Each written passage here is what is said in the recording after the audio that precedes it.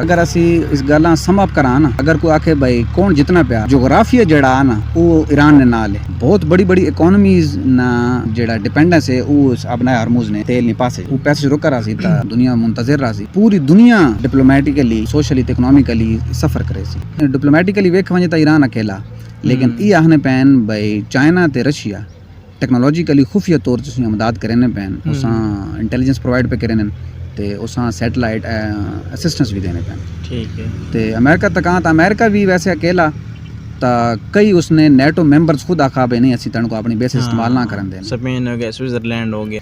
ता जंग च नर्ज ना आसाब ना नाल होना बड़ा जरूरी।